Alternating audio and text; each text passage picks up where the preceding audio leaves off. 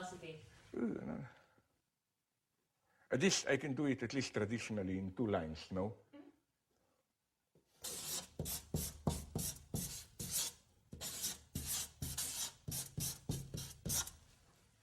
Philosophy does not solve problems.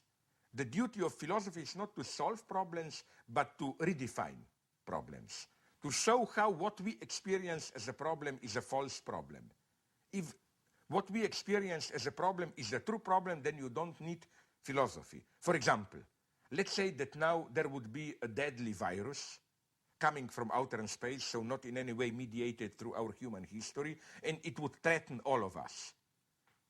We don't need basically philosophy there. We simply need good science desperately to find, we would desperately need good science to find the solution to stop this virus.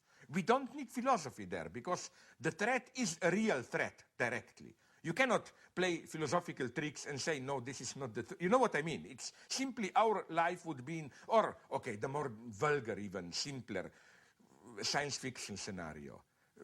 It's kind of Armageddon or whatever, no deep impact, a big comet threatening to hit Earth. You don't need philosophy here. You need, I don't know, to be a little bit naive, I don't know, strong atomic bombs to explode, maybe. I think it's maybe too utopian, but you know what I mean. I mean, the threat is there, you see it. In such a situation, you don't need philosophy. I don't think that philosophers ever provided answers, but I think this was the greatness of philosophy. No, not in this common sense that the philosophers just ask us questions and so on. I mean, what is philosophy? Philosophy is not what some people think, some crazy exercise in absolute truth, and then you can adopt, you know, this skeptical attitude. We, true scientists, are dealing with actual, measurable, solvable problems. Philosophers just ask stupid metaphysical questions and so on, play with absolute truth, which we all know is inaccessible. No, I think philosophy is a very modest discipline. Philosophy asks a different question, the true philosophy. How does a philosopher approach the problem of freedom? It's not, are we free or not? Is there God or not? It asks a simple question, which would be called a hermeneutic question. What does it mean to be free? So this is what philosophy basically does. It just asks, when we use certain notions, when we do certain acts and so on, what is the implicit horizon of understanding? It doesn't ask these stupid ideal questions, is there truth? No, the question is, what do you mean when you say this is true? So you can see, it's a very modest thing, philosophy. Philosophers are not the madmen who search for some eternal truth and so on and so on.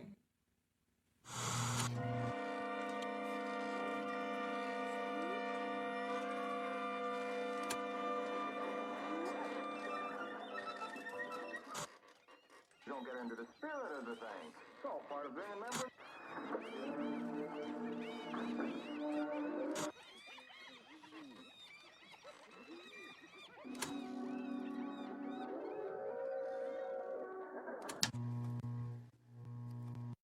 What we encounter here, I think, is precisely Lacan's reversal of the famous Dostoevsky motto, if God doesn't exist, everything is permitted.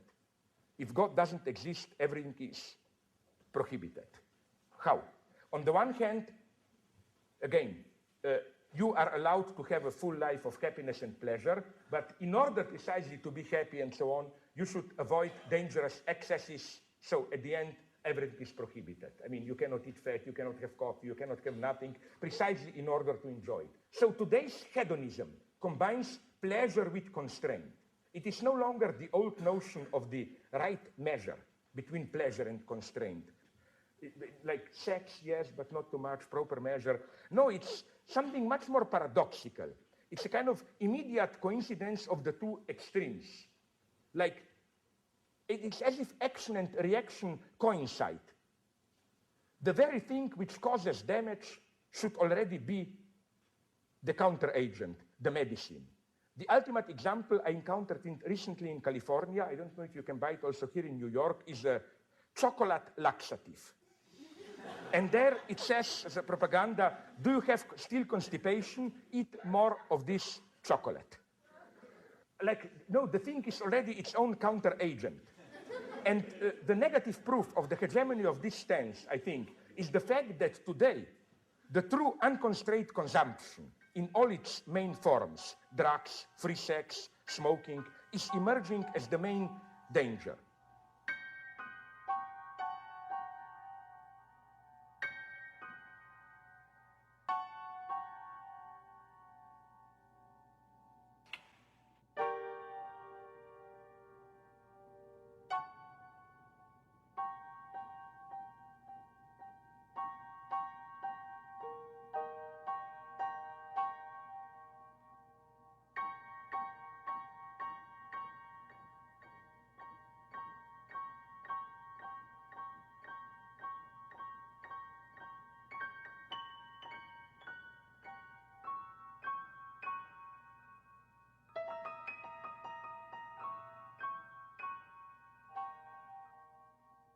The traditional notion of psychoanalysis is that because of some inner obstacles, you internalized, identified excessively with paternal or other social prohibitions, you cannot set yourself free to enjoy.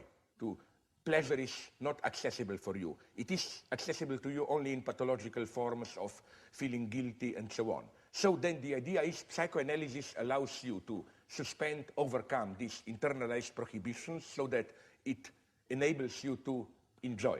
The problem today is that the commandment of the ruling ideology is enjoy in different ways. It can be sexual enjoyment, consumption, commodity enjoyment, up to spiritual enjoyment, realize yourself, whatever. And I think that the problem today is not how to get rid of your inhibitions and to be able to spontaneously enjoy. The problem is how to get rid of this injunction to enjoy.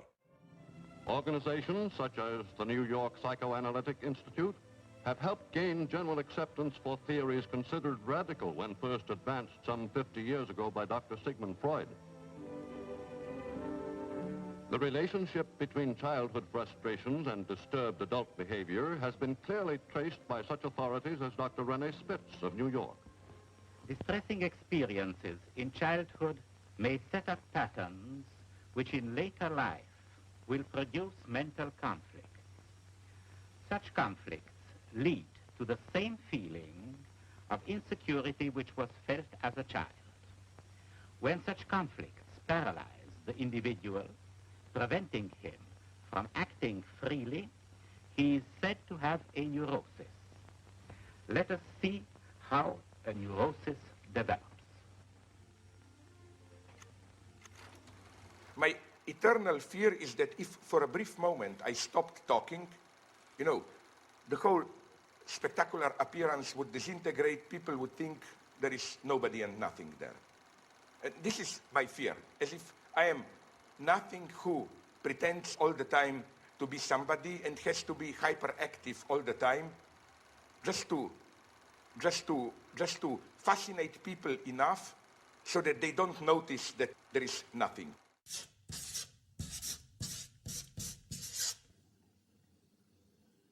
When? Okay, you also. Okay. One of the big reproaches to psychoanalysis is that it's only a theory of individual pathological disturbances, and that applying psychoanalysis to other cultural or social phenomena is theoretically illegitimate. It asks in what way you as an individual have to relate to social field, not just in the sense of other people, but in the sense of the anonymous social as such, to exist as a person. You are, under quotation marks, normal individual person, only being able to relate to some anonymous social field. What is to be interpreted and what not is that everything is to be interpreted. That is to say, when Freud says Unbehagen in der Kultur, civilization and its discontent, more literally the uneasiness in culture, he means that it's not just that most of us as normal, we socialize ourselves normally, some idiot